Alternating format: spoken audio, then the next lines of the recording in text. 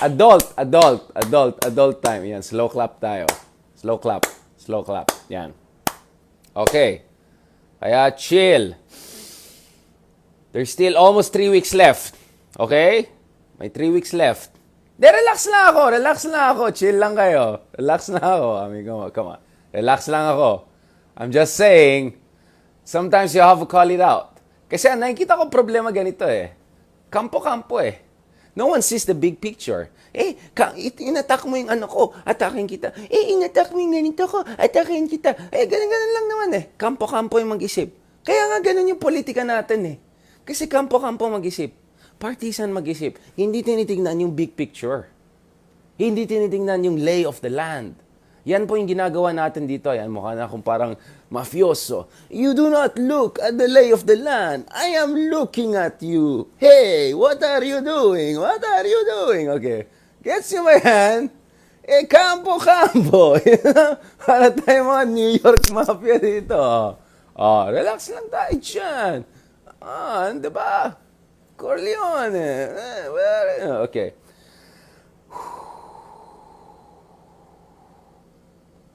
Hoy, 2 weeks na lang. 2 weeks and a half. Almost 3 weeks. Kaya naman, di ba? Kaya naman. April 20 pa lang, di ba? Unless I'm missing the... Mayroon pa. More than 2 weeks. 2.5 weeks. Pwede pa. Ito kung titingnan niyo yung data ng Publicus Asia, hindi na ako magsalita, hindi na ako mag-comment masyado. But even if you look at that data, it says 70% maximum of BBM supporters are gonna stick with him. That means 30% can still change their mind.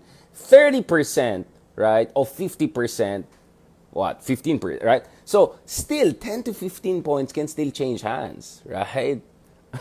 And, let's be brutally honest, hindi yan pupunta kay Lenny. If ever Bongbong Marcos numbers adjust, it's most likely gonna be people like ISKO or Lacson picking it up. Or probably even Senator Pacquiao. Do you get what's going on here, right? Okay. Do you get it? Do you get what is happening? Okay, understand what I'm saying. Okay. Alright. Buongiorno, okay. Whew, alright. Now, yan, okay. Sabi naman in fairness kay Barry, ganun. Ngayon kahapon, kasama din namin si Sir Buddy, yung campaign manager ni Senator Pacman. Tuwan-tuwa sila na hindi nakarating si Pacman. Relieved daw sila. At todo, distansya din sila. Ayun ang problema. Nagdistansya yung iba, nagdidigin yung iba, nag-pour over yung iba. Wala na. I mean, this is it. This is it. Ito yung talaga yung parang sports na pinapanood mo eh. Tambak yung team nyo. Tapos nag-away-away na kayo. Yung sub versus coach versus team A. Ganon. Wala. Awanan. Agawit tayo. Nalpasin. Awanan. Wala na. Saan na yung shades ko? Mag-shades na ako. Alis na ako.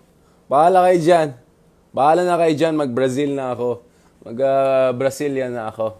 Doon na ako sa mga kasama kong Latino. Pwede naman tayo dyan, di ba? Latino. Yeah. Amigo. Ayan, good morning. Good morning sa inyo dyan. So, wait na, may statements na ba si Senator Pacman? Parang may statement ba siya? Ito, I'm in communications, ha? Seryoso tong ginagawa ko dito. Ay, nako. Basta, I'm doing my part here to make sure na hindi may meltdown dito.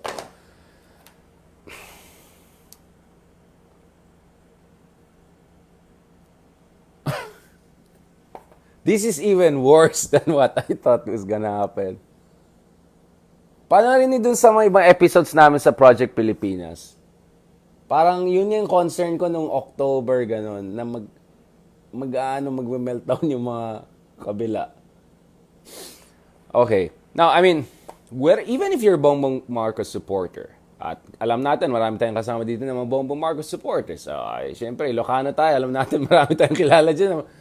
you would want a race that is a little bit more competitive, right? You want a nice race. Kasi if you win a competitive race, it gives you a little bit more legitimacy. Parang pag hindi, parang medyo parang suspicious or whatever, right?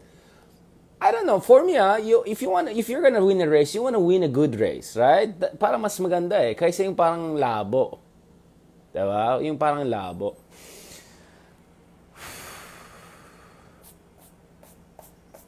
Now, I have to leave soon, so ayun na talagang. Let's talk about something more encouraging, okay? Let's talk about Zelensky. Let's talk about Volodymyr Zelensky. Someone I really respect, but someone I never had any illusions about. You know, when you enter the world of politics, whether as an analyst, as a scholar, as a journalist, sino ba yan? May nagano dyan, ha? In whatever capacity. Sino yan dyan, ha? Whatever capacity. You have to be eyes wide open, no? No illusions. Walang perfecto dito, walang santo dito. Hindi naman kailangan na good Machiavellian. But you get what I'm saying.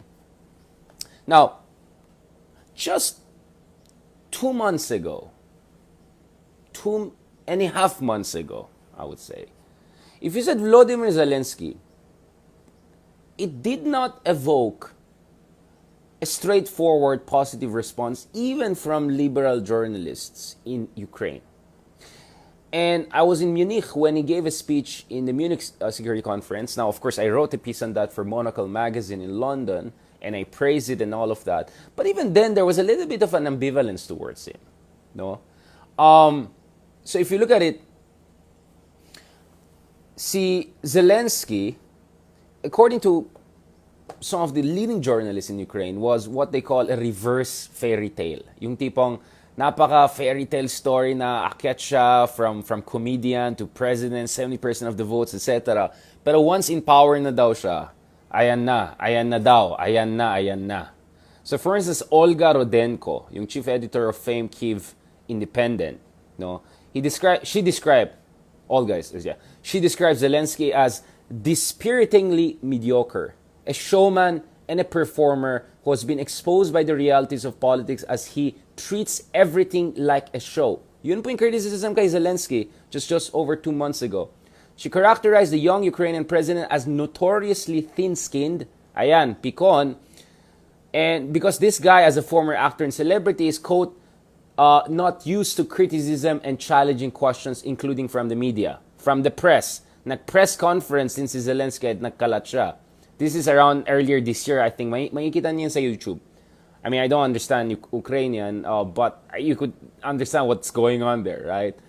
Now, in fact, he ran on the platform of going against oligarchs. Next thing you know, yung best friends niya, classmates niya, nilagay niya naging chief of staff, naging head ng parliament, ganito, head of anti-corruption agencies, inakusan siya of being friendly to oligarchs, etc., etc. So much so that suddenly polls were suggesting as many as 62% of Ukrainians expressed opposition to any potential re-election of Zelensky. And polls even suggested that he could count at most on only a quarter, 25% of the vote, if ever he wanted to run for office again. This is just over 2.5 months ago. This is just now. Crucially, more than half, 53% of Ukrainians questioned whether Zelensky was able to defend the country in the event of full-scale invasion by Russia. And yet, when the darkest hour approached, boom, Zelensky proved all of his critics wrong. Everyone who made fun of him, everyone who was picking on him for his meltdown in press conferences, everyone who was trying to point out his insecurities, everyone was saying he was just showman, shallow, populist, demagogic, picon, irascible, insensitive, all of those criticisms, he's weak, etc. Boom. Now, he is described, in the West at least, no, as the Churchill of the 21st century. We saw the guy stepping up and matching the moment, no? At ngayon, talagang many people respect him around. He's one of the most admired guys. Now, I know kung you're pro the other side, of course, you would love the other things I said and you'll just stick to that. But what you're forgetting is his moment of redemption. You know, just few months ago, he was not in a good place. Now, yes, the country is in a horrible place. There is constant existential threats to him. But look at it, Zelensky redeemed himself. Because if deep inside, you have love for your country, deep inside, meron kang sheer will, strength of spirit, no? If deep inside, meron kang that kind of spiritual serenity, and if deep inside you really have a passion for public service, you're gonna step up to the plate when the moment comes. So all I'm saying here is this: there's always a chance for redemption, and never count people out. All right, you can connect the dots on your own, and we can discuss this more. But I'm saying this is quite an inspiring story if you look at it. How Zelensky turned things extremely around, and now is essentially at the forefront of resistance against Eastern imperialism. Right? Okay, now I'll keep it there. Are there any questions before we leave? Talagang classroom type pa. Ayan, pinag-usapan na natin. Oh, ISKO, Zelensky. Oh, okay na yung notes natin dito. As of now, maintindihan nyo yung writing ko. Alright. Ayan na, umagang-umaga, napaganon tayo eh. Meron na tayong mga parliamentary speech. Mr. Chair, nagkaroon tayo ng intervention dito, no?